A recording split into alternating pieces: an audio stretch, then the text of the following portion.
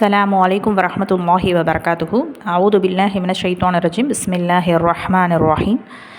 يا أيها الذين آمنوا اتقوا الله حق تقاته ولا تموتن إلا وأنتم مسلمون. நம்பிக்கையாளர்களே, நீங்கள் அல்லாஹ்வை அஞ்ச வேண்டிய முறைப்படி அஞ்சுங்கள், முஸ்லிம்களாகவே தவிர நீங்கள் மரணித்து விடாதீர்கள். யா முகல்லிபல் குலுப் சபித் கல்வி அலாதீனி, குள்ளங்களை புரட்டக்கூடியவனே, எனது உள்ளத்தை உனது மார்க்கத்தின் பால் நிலை பெறச் செய்வாயாக. ஆமீன்.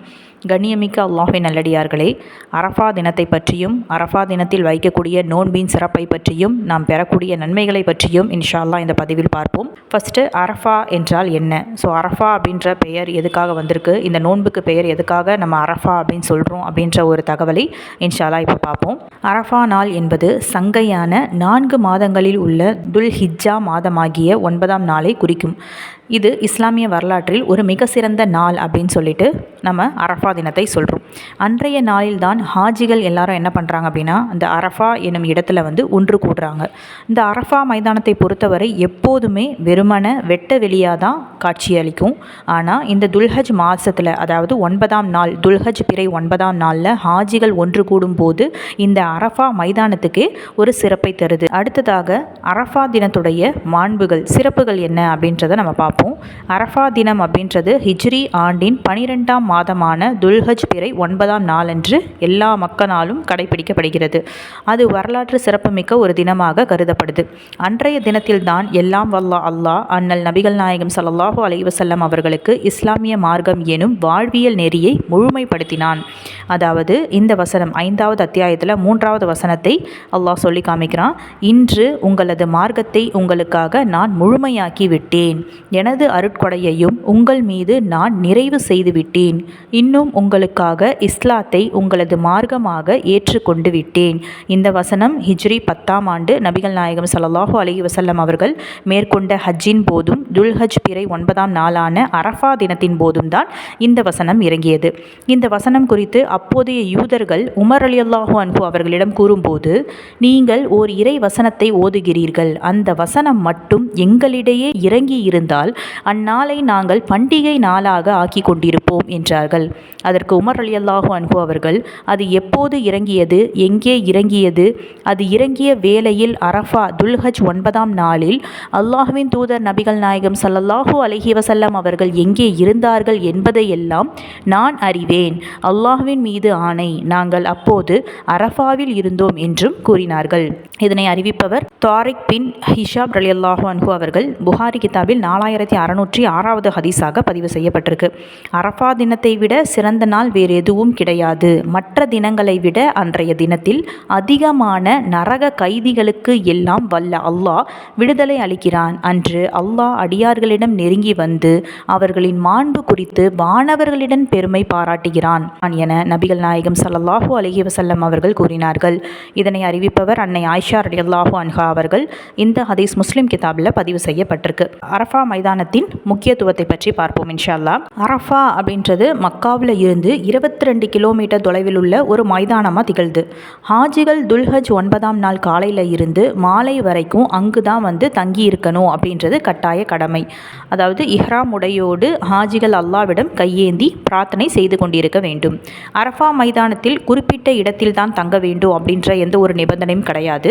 அரஃபா மைதானத்தின் எந்த ஒரு இடத்துல வேண்டுமானாலும் தங்கிக் கொள்ளலாம். துல்ஹஜ் 9ஆம் நாளின் அதிகாலை சுபு எனும் தொழுகையை முடித்துவிட்டு சூரியன் உதயமான பின்பு மினா எனும் இடத்திலிருந்து அரஃபாவை நோக்கி புறப்பட வேண்டும். அரஃபாவிற்கு வந்து சேர நண்பகலாக ஆயிடும். இந்த நண்பகலில்தான் இந்த நண்பகலில் இருந்து மறுநாள் அதிகாலை வரைக்கும் அரஃபா மைதானத்தில் இருப்பது மூலம் புனித ஹஜ் அப்படின்றது நிறைவேறுது அப்படின்னு சொல்லிட்டு சொல்கிறாங்க. அரஃபா தான் ஹஜ் என்பதே அரஃபாவில் தங்குவது தான். துல்ஹஜ் 10ஆம் இரவில் அதிகாலைக்கு முன்பு ஒருவர் அரஃபாவிற்கு வந்துவிட்டால் அவர் ஹஜ்ஜை அடைந்து கொள்வார் என நபிகள் நாயகம் ஸல்லல்லாஹு அலைஹி வஸல்லம் அவர்கள் கூறினார்கள். அடுத்ததாக அரஃபாவில் என்ன செய்ய வேண்டும்?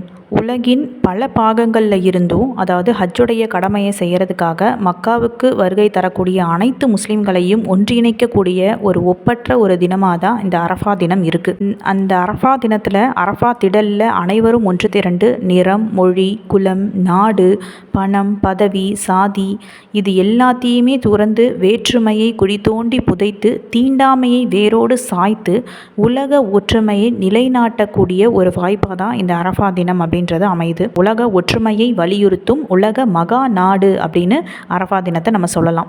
அரஃபாவில் உலக அமைதிக்காகவும் உலக நன்மைக்காகவும் தாய்நாட்டின் வளர்ச்சிக்காகவும் சம நல்லிணக்கத்திற்காகவும் சமூக ஒற்றுமைக்காகவும் மனித வளத்திற்காகவும் பசியிலிருந்து விடுதலை பெறவும் பயத்திலிருந்து விடுபடவும் நோயிலிருந்து நிவாரணம் பெறவும் கடனிலிருந்து நிம்மதி பெறவும் மனித வளம் மேம்படவும் மன அமைதி பெறவும் எல்லாம் வல்ல இறைவனிடம் பிரார்த்திக்க வேண்டும். சுருக்கமாக நம்ம சொல்றதா இருந்தால் அரஃபா முஸ்லிம்களுக்கு கற்பிக்கும் பாடம் என்னவென்றால் இஸ்லாமிய அடிப்படை தவறாது கட்டொழுங்கை மீறாது வாழ வேண்டும். முழுக்க முழுக்க அல்லாஹ்வுக்கு கட்டுப்பட்டு சகோதரத்துவ உணர்வோடு சண்டை சச்சரவுகள் இல்லாமல் ஒற்றுமையாக வாழ வேண்டும். ஷைத்தான் அவர்களை பார்த்து ஏமாற்றம் அடைய வேண்டும். நான் அரஃபாவில் நபிகள் நாயகம் ஸல்லல்லாஹு அலைஹி வஸல்லம் அவர்களின் பின்னே ஒட்டகத்தில் அமர்ந்திருந்தேன். அவர்கள் தமது கைகளை உயர்த்தி பிரார்த்தனை செய்தார்கள். இதனை அறிவிப்பவர் ஹுசமா பின் சைத் ரலியல்லாஹு அன்ஹு அவர்கள். இந்த ஹதீஸ் நசஈ கிதாபில் பதிவு செய்யப்பட்டிருக்கு.